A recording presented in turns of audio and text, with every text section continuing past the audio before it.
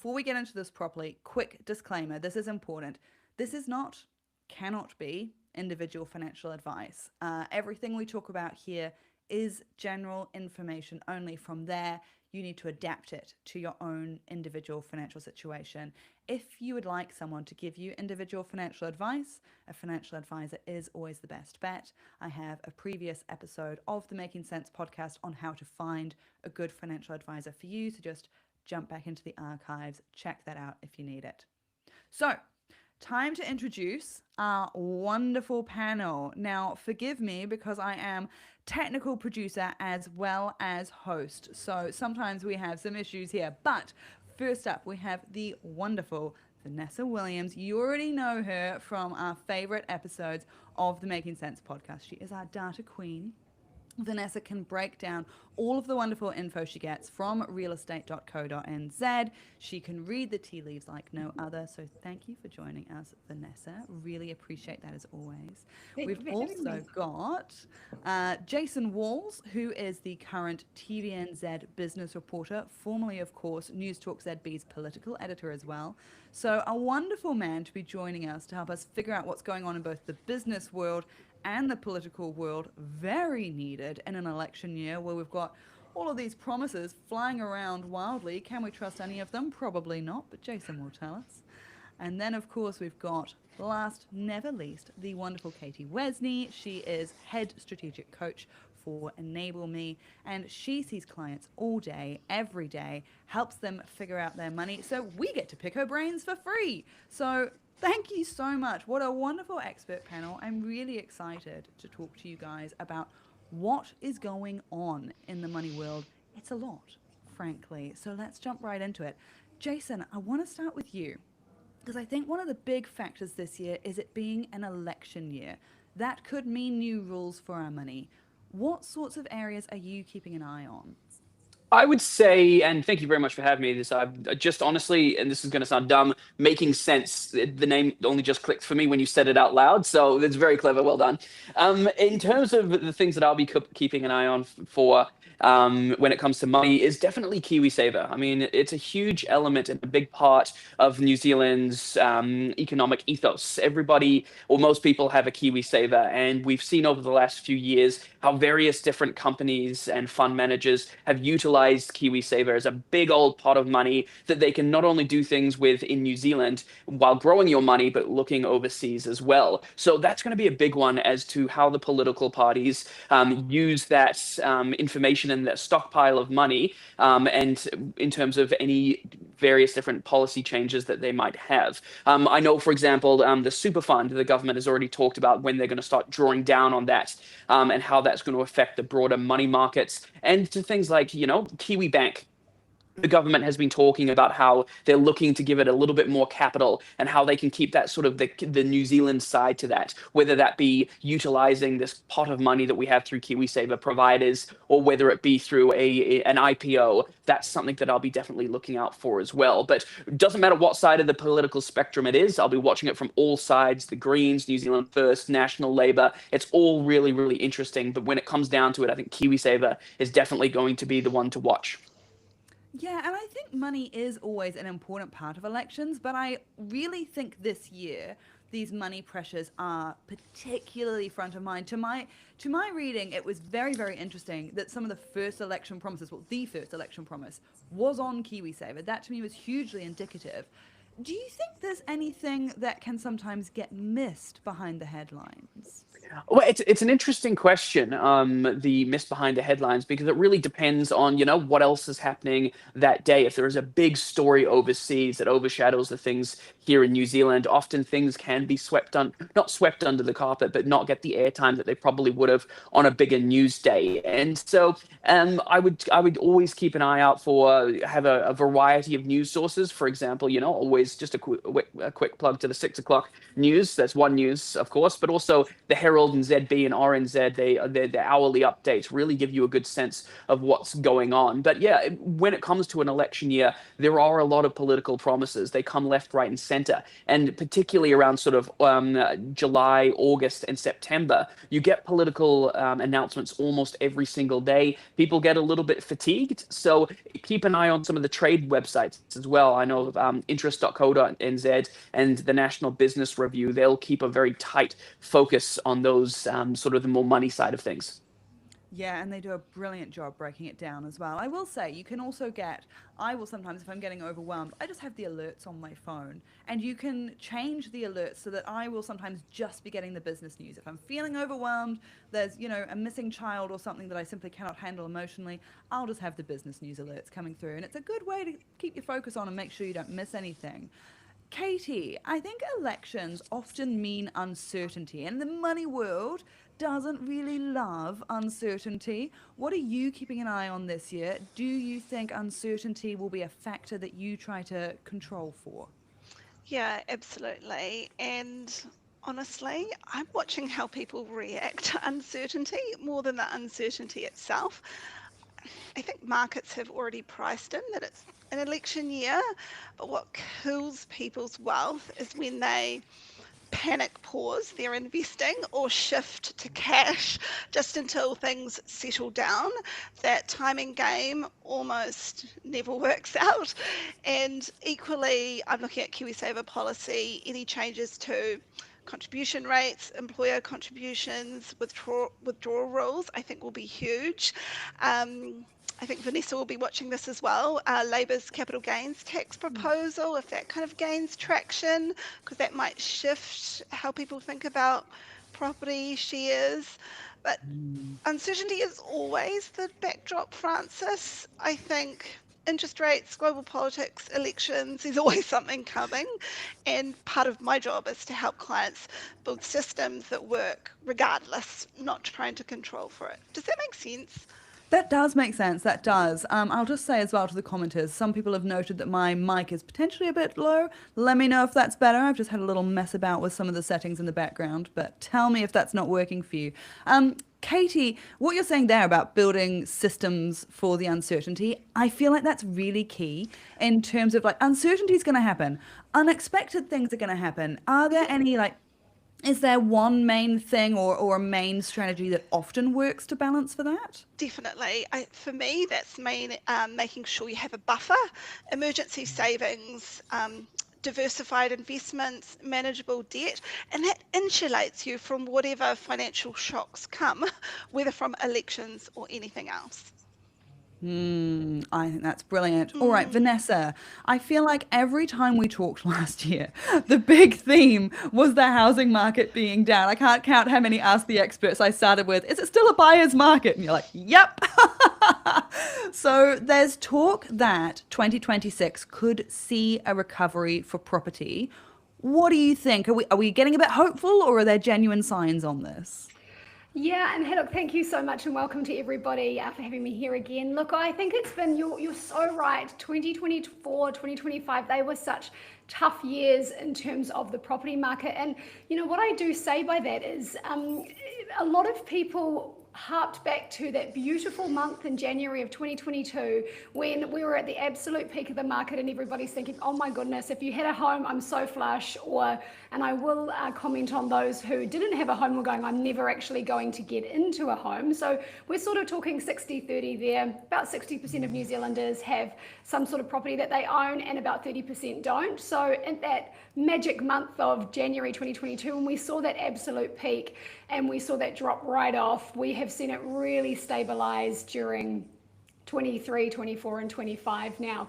What does 26 look like? I mean, we have still got so much stock on the market. So that's usually a key indicator for me as to what's going to happen in terms of a recovery.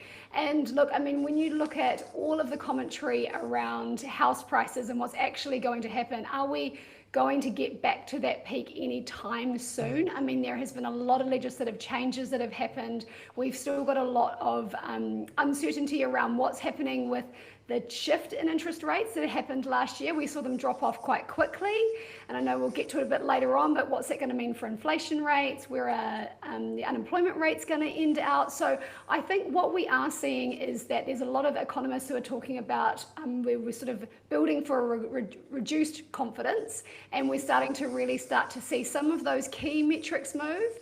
When that's going to happen, is it going to be next year? I think the jury's still out, because we have still got a whole bunch of houses that are sitting on the market, and we are in an election year, which Kiwis, as Katie said, as soon as there's a bit of uncertainty, we sit on our hands. And look, I don't blame Kiwis. With property is one of the biggest purchases you're ever going to do. So you want to try and be as certain as you can do.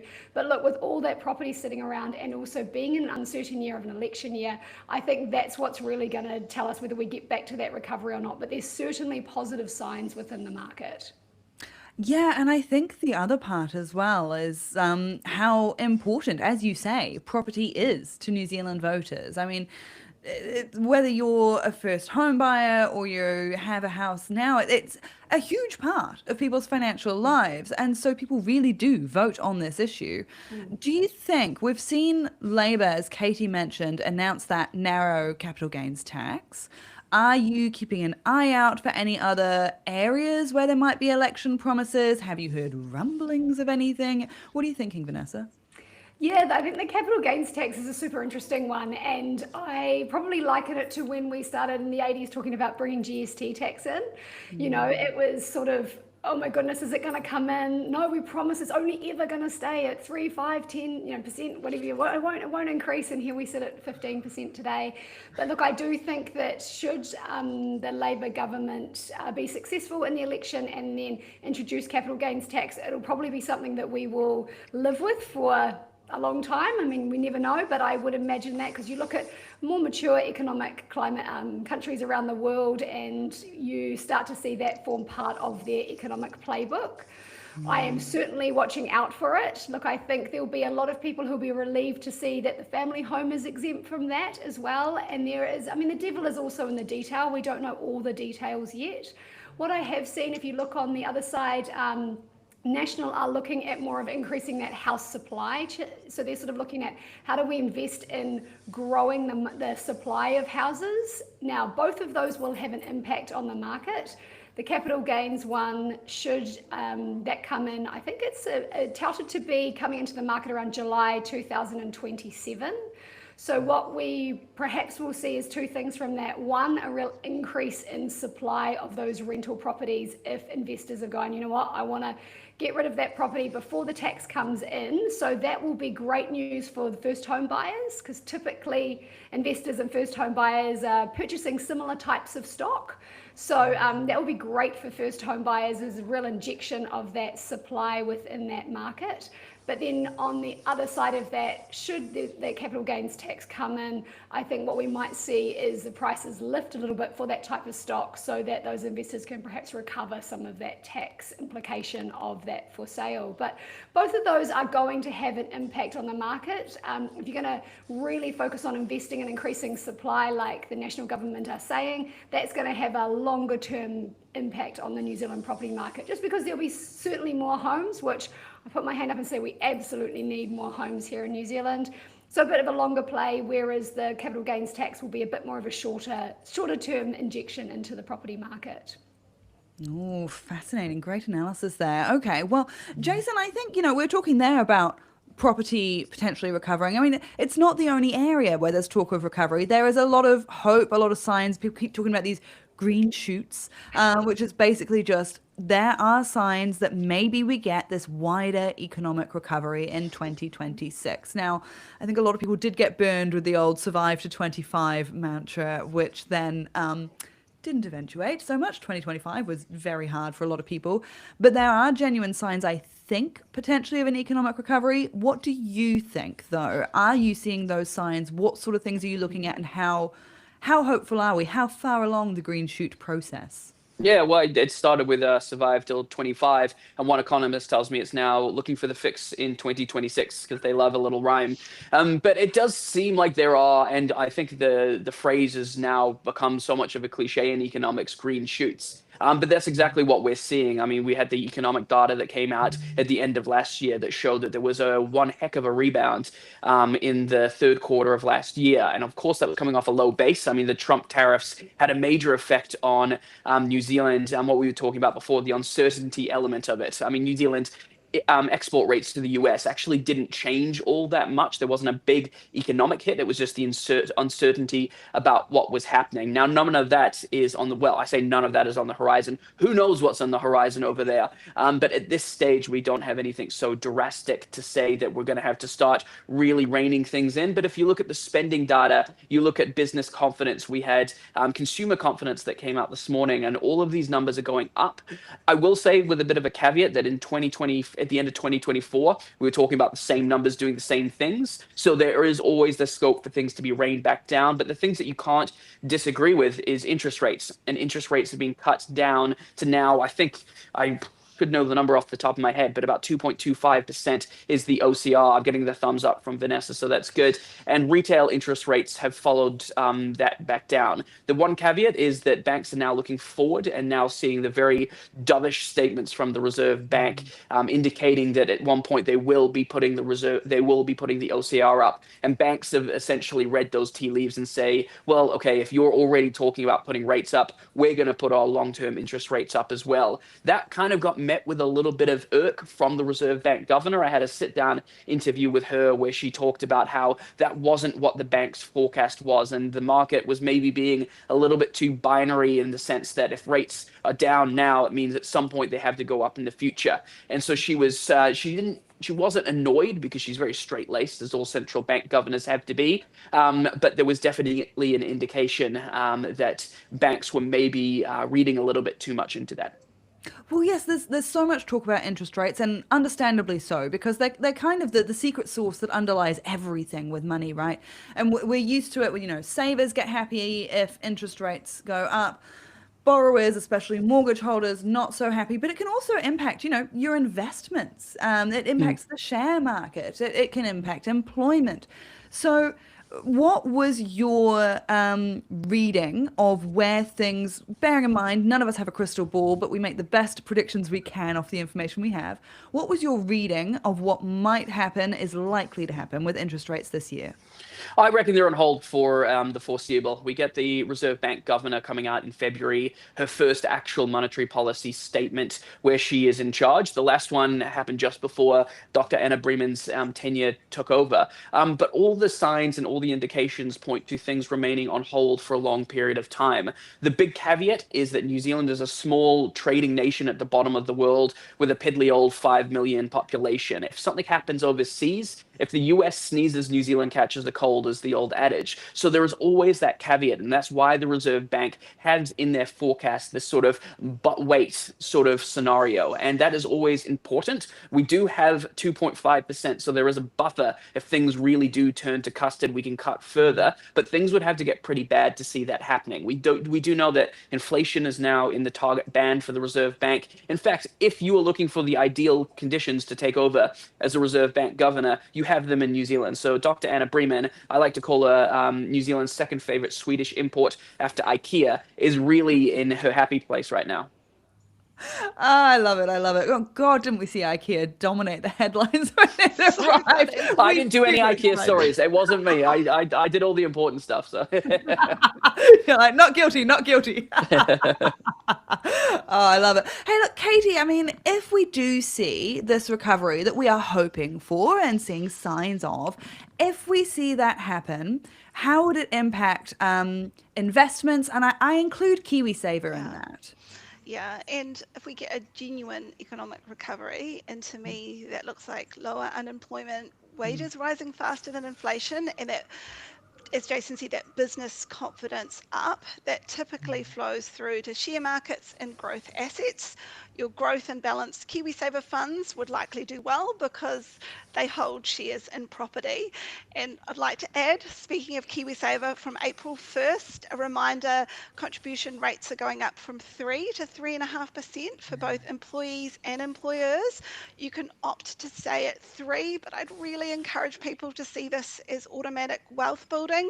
The extra 0.5% from you plus your employer match means an extra 1% of your salary just going towards retirement without you having to make the decision. But here's what matters more: recovery. It will not happen overnight, and you can't time it perfectly. I feel like I'm a broken record, Francis, but the best position to be in is already invested when it arrives. I've seen so many people sit in conservative funds or cash waiting for confirmation of recovery, then miss the best gains because markets move before headlines catch up. Well, exactly. I mean, even, when we do see these recoveries, it can be really quick. It can be sometimes overnight quick. that Yeah. you see the share market bounce. Yeah. Even if it's over a couple of days, sometimes if you're saying, oh, right, it's time, I'll put my money in now, it can take, depending on what platform you're using or broker or whoever, it can take 2, 3, 4 days for that buy order to trickle through and for you to actually hold it, by which point, again, 100%. you've missed it. I think people underestimate the times involved, right? Yeah, I think so. And obviously, this is an individualized advice, but as a broad rule, if you have your home, you're under 50 and in a conservative KiwiSaver fund, recovery or not, you're likely leaving serious money on the table. So I really encourage you to look at that. Yeah, 100% agree with that. And this might already lead into what you've said. So do tell me if we're going to be retreading ground, but I want to Yeah. give you the opportunity if there's something else you'd say on this, because I think when we're in this recovery soon, we hope, but it's not here yet phase, that can be a really great planning time and putting things into place. Absolutely. Also Yep. dangerous because the recovery isn't actually here yet, so you've got to kind of be careful, right? So are there 100%. mistakes people make or strategies that should be used? Yeah, and I've been thinking about this, and probably the three biggest mistakes I see people repeatedly make is one, waiting for the all clear signal. By the time recovery is obvious to everyone, markets have repriced, as we've just said. So just reiterating that, the best buying happens when it's uncertain and our brains are saying, wait. So that's really important to clock. And I think also, secondly, making changes based on what's happened, not what's coming. It's that classic when you see people, the markets fall and then people move to conservative funds and you just lock in a loss and it's heartbreaking, or kind of chasing last year's winners. You want to be positioned, and we always say this, for kind of the next 5 years, not reacting to the last kind of 6 months. And I think people also forget that you can actually do both. Keep your emergency fund in cash, 3 to 6 months of expenses. And I think that makes you braver to ride out uncertainty, but keep your long-term money invested, because that's the balance that lets you kind of sleep at night, but also build wealth. I think the Yeah. best bit of investment advice I ever got, Francis, was from you on Twitter.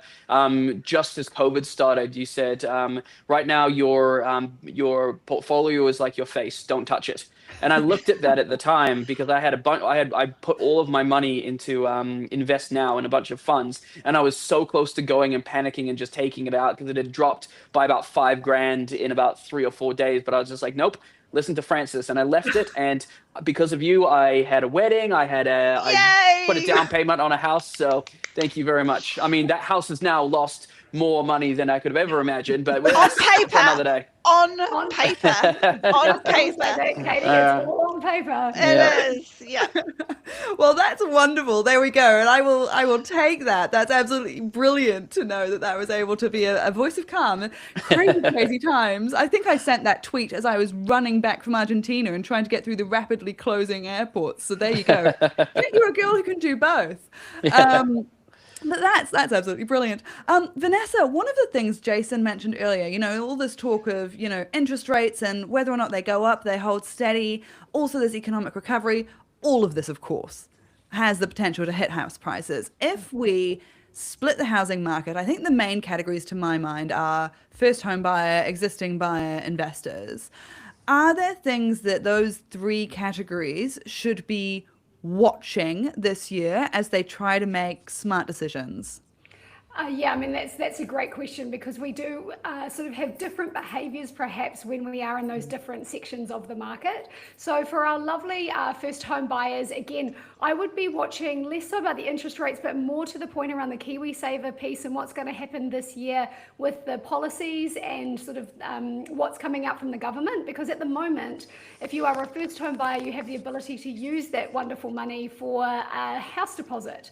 So again, it's about making sure that if that is something that you're planning on doing, perhaps just really keeping an eye on that piece, and that will help you to continue on that plan that we were talking about, that long-term plan. And should you start to see a lot of conversations around perhaps that changing or the ability to withdraw for a first home, that maybe you work with a financial advisor to go, okay, if this does change, what does this mean? What are my options now? So for our first home buyers, I'll be watching that. I mean, I think it is important, again, to work out your risk profile if you're a first home buyer, because if you're someone who really needs certainty, is on quite a fixed income and wants to make sure that they have the ability to buy and service that loan, then perhaps a 5-year interest rate is for you, because you go, actually for the next 5 years we hunker down, we get on top of this, and I've got some certainty. So I think it's important to look at those. But again, you might be someone who's more willing to pay that 6 month, 1 year, 2 year. But again, I think that that's understanding who you are as a person, and then working with someone who's very educated in this space and utilizing their advice as well. I think your subsequent home buyers, again, it depends on what, and it's probably for all three, but what are your financial goals? What are you hoping to do? As a subsequent home buyer, you've probably done this before. You kind of understand a bit more of the market. You understand what it means when OCRs go up and go down, and what happens to interest rates corresponding to those drops and increases. So probably, again, you've probably got you got your feet under the desk a bit. So again, maybe it's just time to check in with that financial advisor again to go, what are my options? I understand the concepts. I've been paying off my mortgage for a while now. If I want to move, what would this mean? What would that mean? And what to achieve my long-term goal? And investors, again, I go back to, it's probably the political landscape around what is going to be happening to those rules that impact the investor market. So are there going to be any changes again to the bright line test? That capital gains one's going to be a massive one to watch. Housing supply increases. What's going to be happening to perhaps loan to value ratios? So at the moment, it's pretty significantly around 40% that you need in order to get yourself an investment property. Are they going to soften that? Are they going to grow that? So just really keeping an eye on the LVRs, or loan to value ratios, bright line test, interest deductibility. So I'd be really watching more so those, that political capital gains tax, of course, or debt to income ratios as well, could be the other thing that might change in terms of policies that come out this year. So again, interest rates, what's your long-term plan? Work with a financial advisor on achieving that. But for me, in those three key areas, given it's election year, those are the areas that I would be watching to make sure that given the conversations that are having, can I still achieve my long-term financial goals? Yeah, that's brilliant advice there. Brilliant. Hey, Katie, we've got some people in the chat. And by the way, I would say to the people in the chat, loving that we've got a couple of people there who've said, oh, this is very reassuring that I'm doing the right thing with my KiwiSaver. So that's good. You have clearly been paying attention in past episodes of the podcast. We love that. If people do have any other questions as we are going at this point, drop them in. Let's weave them in as we go. Things that maybe aren't making sense as we're talking, or it's just, sparking off an idea that you'd like to know more about. There are a couple of questions that are a little bit too close to personal financial advice, which unfortunately I can't get into, but always drop in the questions and I'll get to them if we can, right? So drop those in right now, make sure we don't miss them. Now, Katie, one of the things that I am seeing coming up as a theme in the chat is opportunities versus scary spots. At a time like this, what do you think? Opportunity, scary spot? Okay, so I think opportunity is always the same. Consistency beats timing. Okay, so I'm just re-emphasizing that. It's exactly what you're doing if you're contributing to KiwiSaver consistently. That dollar cost averaging that we always talk about, Francis. It's boring. We appreciate that, but it's incredibly effective. Boring work. Yeah, it really does. And I think specific opportunity is check your KiwiSaver fund type. Honestly, Francis, so many people, I'm so happy that lots of people in the chat are saying that they're comfortable, but so many people are still in the default conservative funds, earning like 3 to 4% when they could handle growth funds, tracking closer to 8 to 10. So again, leaving money on the table. If you ask me about scary spots, anything that promises quick returns or requires you to act now, crypto, forex trading. I think when economic uncertainty rises, so do the scams. So watch out for that. But honestly, I think often the scariest spot is doing nothing.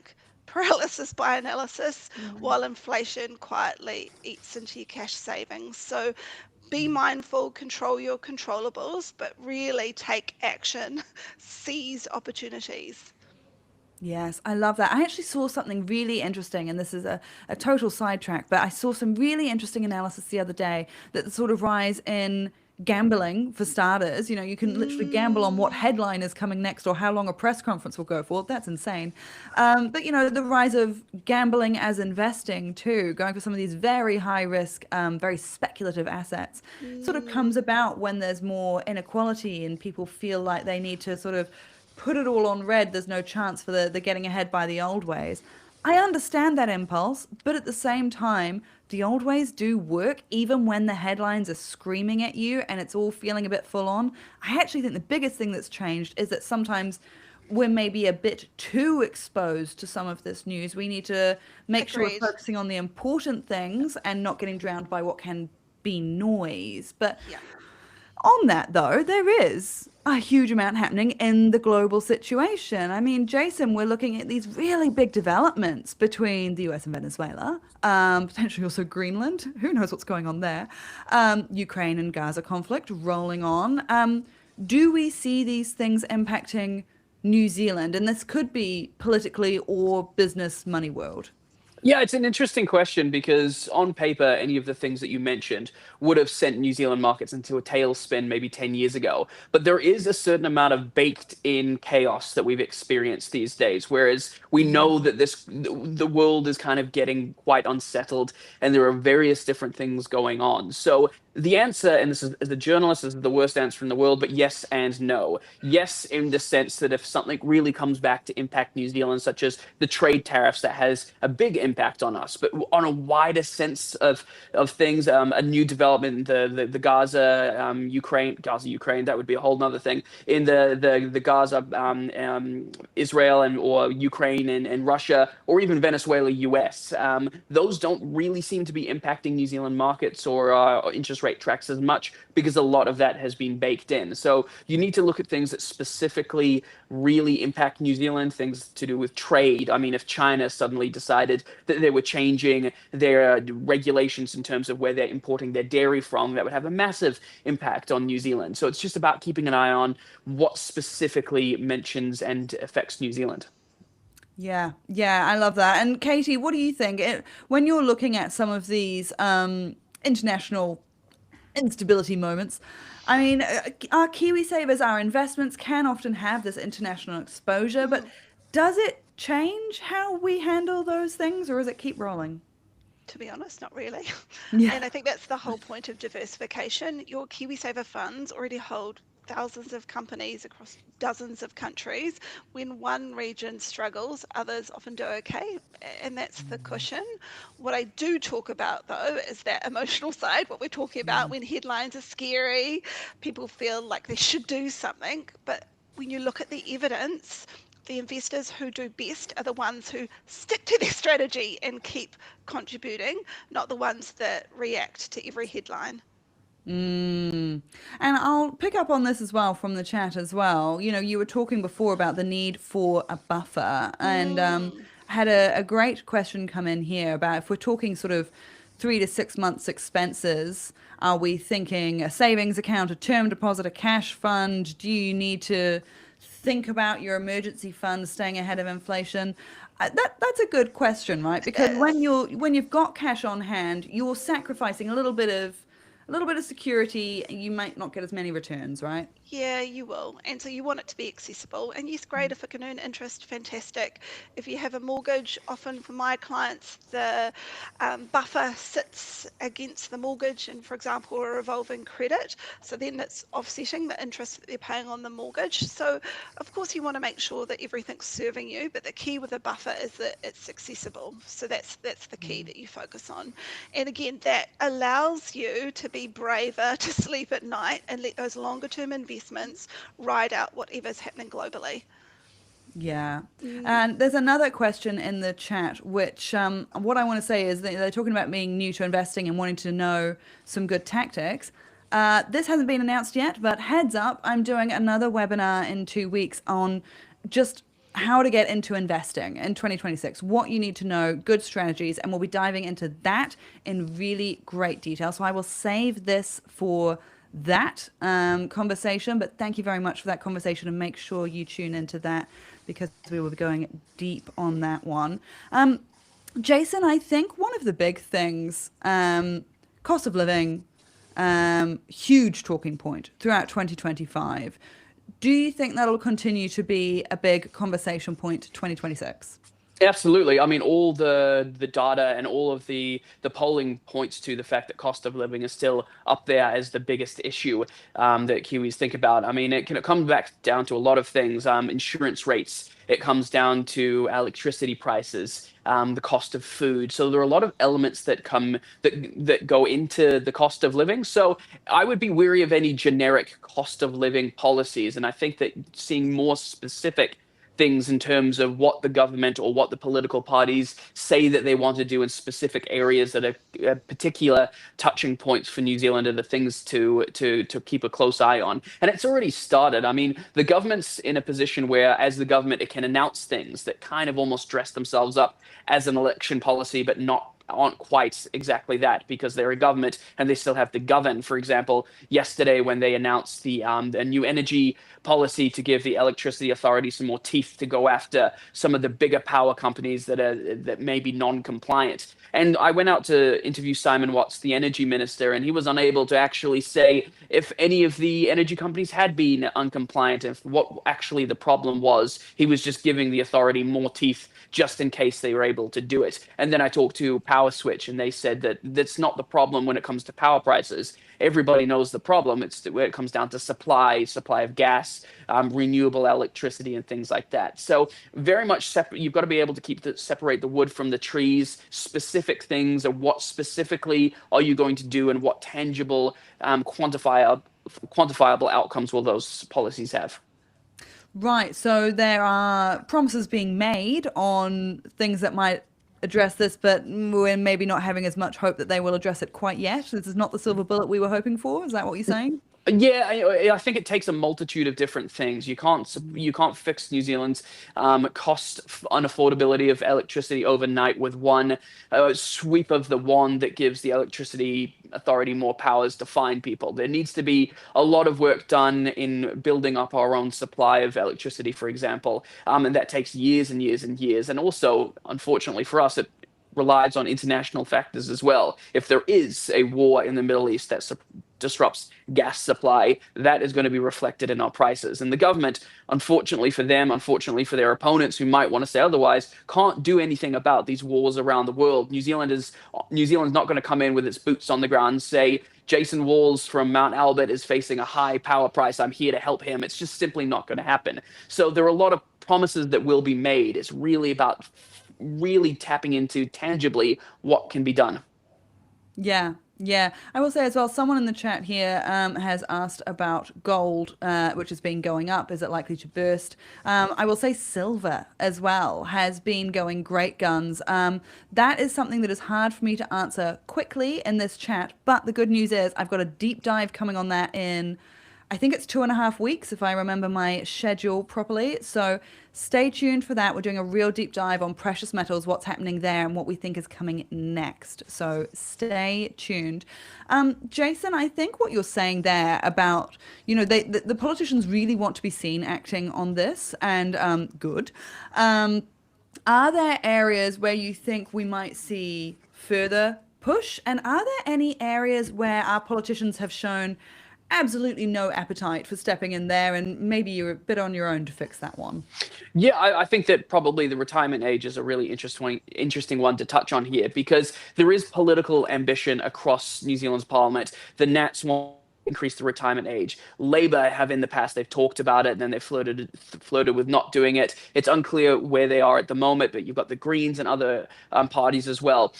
It's all irrelevant because of New Zealand First. New Zealand First, we know, don't want the retirement age to go up. Their constituents, their voter bases tend to be senior senior New Zealanders, and they have Winston Peters, who will get more bang for their buck when it comes to voting for him than almost any other party. History shows us that. You've got the Provincial Growth Fund, various different things that Winston Peters has been able to get in coalition arrangements. He's sitting at about 7, 8, 9% in the polls right now.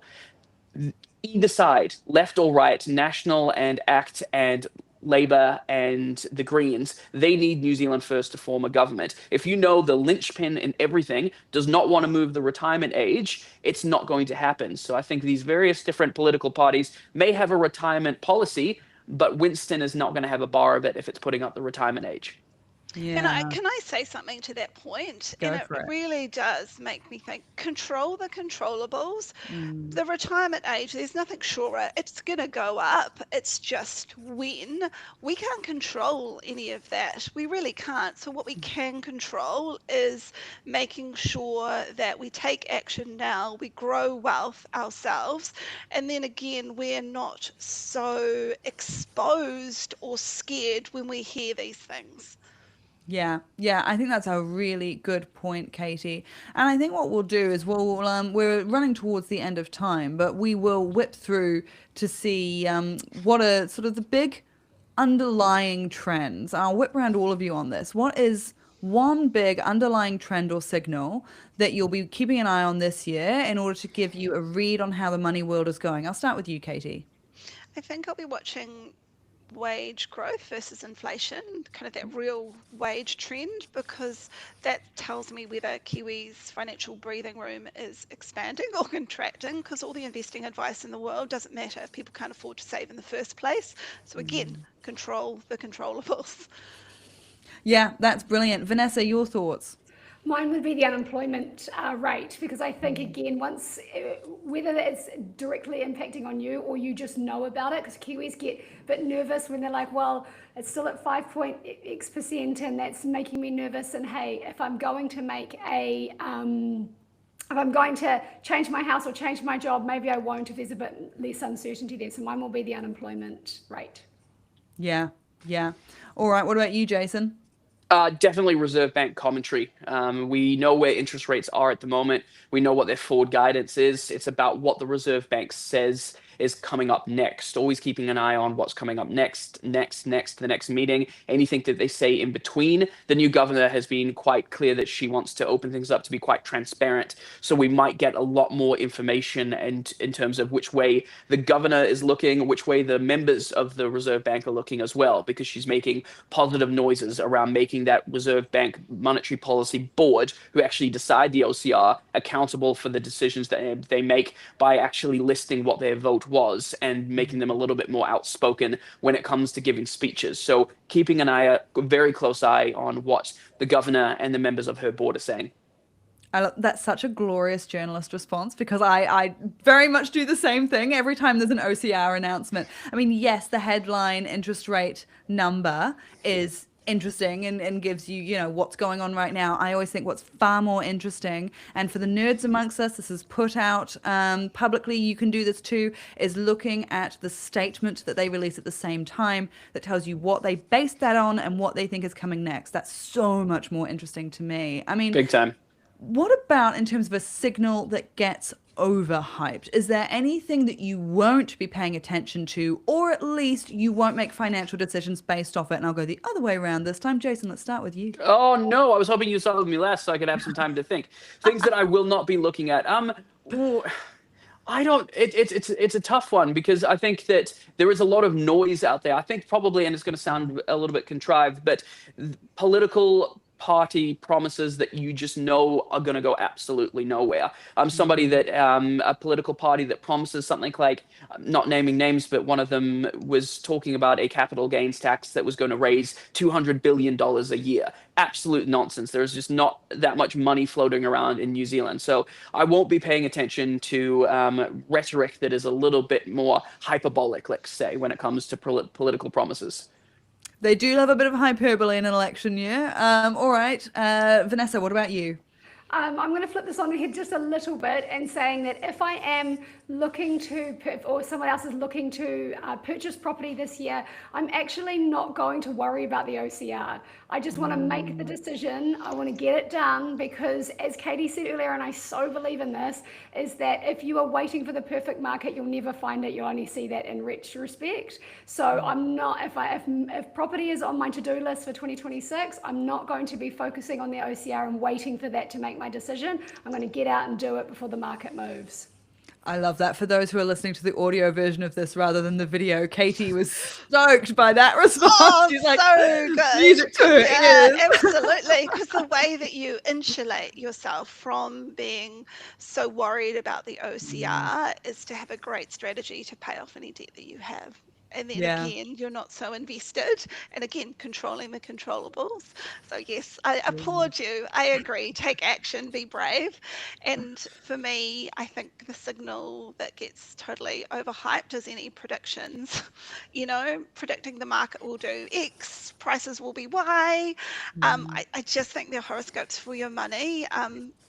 No one consistently predicts short-term movements. What matters again and again is, and I think we're all singing from the same hymn sheet, having a strategy that works across different scenarios, not trying to guess which scenario will play out. Yeah, exactly. This is why I always say in my investing strategy is based on the idea that things will happen that I did not see coming. And I have planned for that from the get-go so that if it all does go a bit topsy-turvy and I'm feeling, ugh, well, you know, I just ignore it. I let the auto payments do their thing because it was all set up with that in mind in the first place. And I think that is a really key thing for not just your money, but your mental health. My goodness. I don't want my money keeping me up at night. I've got far too many other things that can do that. Life is short. Live your best life. Right? My kid's going through a night terrors phase. I'm dealing with that. I'm not staying awake for anything else. I know it's not fun. It's not great. All right. If everyone was doing, if we sort of think of like the average person, create a little avatar in your head of the average New Zealander. And if they were going to make just one money change in January to set themselves up for the year ahead, what do you think it should be and why? Vanessa, start with you. Okay, this is again, I'm just going to flip it on its head a little bit, but I would think about how you can get yourself more confident to make that decision. Because I go back to what Katie said earlier, is that if you've been thinking about stuff for a long time, then actually it doesn't matter what you do with your money. You need to wake up every morning, look in the mirror and go, I'm going to do what? I'm going to invest, I'm going to buy a house, I'm going to. You need to believe in yourself. So if you've been talking about something for a very long time and haven't made the decision yet, decision paralysis will get you nowhere. So work out what you can do to build yourself that confidence to be able to make some changes this year, whatever that money change is, but start with that. You need that confidence to make that change. Yes, I love that. Confidence is really key. It does keep you stable. Jason, what about you? If just one thing to set you up for the year ahead, what do you reckon? Negotiate every single thing that you pay money for, whether it be your rent, if that's coming up to renewal. It's a great time as a dirty landlord myself. If my tenant was to say, we want a lower rent, you've been a great tenant for a year, the market is really dry, you forced my hand here a little bit. Negotiate with your power companies, negotiate with everybody that you pay money to that has a phone number that you can call, because if you don't do it, you're going to get zero. But if you do try, at least you might get something. Something, my mom always tells me off, it's something instead of something. But negotiate on absolutely everything. Got to keep your mum happy, Jason. Always, yeah. I do that too, Jason. I also remember at the beginning of my broadcasting career, I got told off for saying says instead of says. Says. It is with says. a Z. Says. And on that tip of negotiating, you are speaking my language there. Hard agree, because you can say, I did one an episode weeks ago now, potentially months, but I just ran some numbers on just a few categories, not even everything you could negotiate. And I crunched the numbers and it was over 200K that you could save if you negotiated just some key categories. It's really, really worth it. Someone else in the chat saying, any tips for negotiating a better salary? I actually have some plans on episodes doing a deep dive on that, but my biggest tip for right now to tide you over is always have a wins folder ready to go, where things that you have achieved that your boss enjoyed, things that got the company ahead. Getting extra money in the door is always a really easy one. They love that. But just any win that has made your employer's life better, have that ready to go when you go into that chat about, I'd like to talk to you about my salary. Have that stuff ready. Katie, if the average person made one money change to set themselves up for the year ahead, what would you like it to be? I would love you to automate one savings goal. It could be emergency fund, debt repayment, house deposit, whatever matters most to you. Set up an automatic transfer on payday and watch it build, and don't think about it. And because that's the thing, and I love what Vanessa said, it's action builds confidence. So automate one goal. Yes, absolutely. And automation, we've seen this happen. I think KiwiSaver has been around long enough now that we have seen the power of small and regular in action now. The number of people who've said, my KiwiSaver built up so much faster than I thought. Apply that to the other areas of your life. Save $20 on your power bill and put that to work in your KiwiSaver or your investments or your savings. Automate everything you can. Lock in those things so that they just keep happening in the background without you thinking about it. Brilliant. Brilliant. Well, that is all we have time for. Thank you all so much for coming on, sharing your wisdom with us. Katie Wesney from Enable Me, Vanessa Williams from realestate.co.nz, Jason Walls, TVNZ business reporter. You have shared so many brilliant tips, tricks, insights with us. Really, really appreciate it. And of course, thank you to you for tuning in, listening, giving us great questions. Even if I didn't get to your question today, I have noted them all down and I will do deep dives on them in upcoming episodes. Wherever I can, because if I know what's on top of your mind, then I can make sure we are getting those questions answered. So don't forget to subscribe to Making Sense wherever you're listening, whether it's YouTube, Apple, Spotify, wherever. Make sure you've got that so that you get those questions answered in the future as well. Until next time, have a great day.